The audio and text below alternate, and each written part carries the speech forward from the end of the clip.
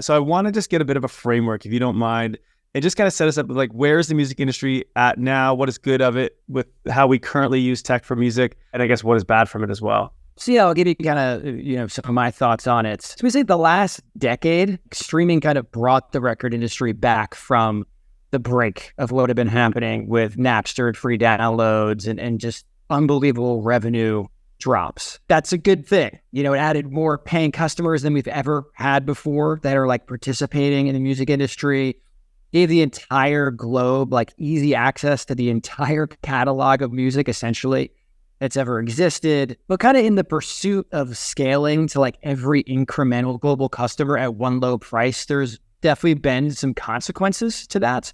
So, I mean, music is very commodified. The context is ripped away and artists are detached often from their music and the way we listen to it. And it's very much so more than ever kind of songs over artist economy. I mean, you experience music in a playlist. It's got the branding of a tech company. It's recommended to you by them, that algorithm. All of those things are great and serve a lot of purposes, but it kind of changes the experience we have with music and definitely changes the experiences we have with artists. The kind of way I look at it is like the goal of, major streaming platforms is not to get you to fall in love with artists. It's to get you to not fall off the app, which is like essentially avoiding unpleasant or surprising experiences, which is where a lot of like serendipity and discovery and like deeper fandom actually end up happening. It's like where a lot of surprise happens. Add in kind of like the democratization I was talking about before means there's more artists and creators and songs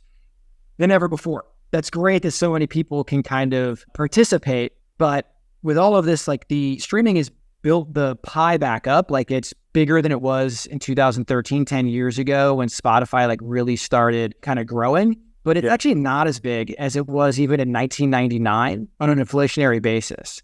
So you have one of like the biggest kind of like media sectors that everybody loves and participates in so well. And it's smaller than it was in 1999, which is a pretty hard thing to find anywhere else. I mean, call that a success.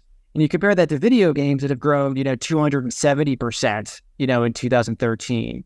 And it's because they're kind of taking a very different approach and a much less passive approach to how people engage. So the way I look at it is like, lots of good things, more people than ever, all priced and kind of looked at in the same way, casual listeners. And that experience is super served. And there's lots of artists, lots of slices. The slices are really small. Right. So I think a lot of people right now are realizing how unsustainable that is. Even the business model seems to be pretty unsustainable. And there's a lot of good things here, but that there's more we're missing, more we can deliver on, more we can advertise.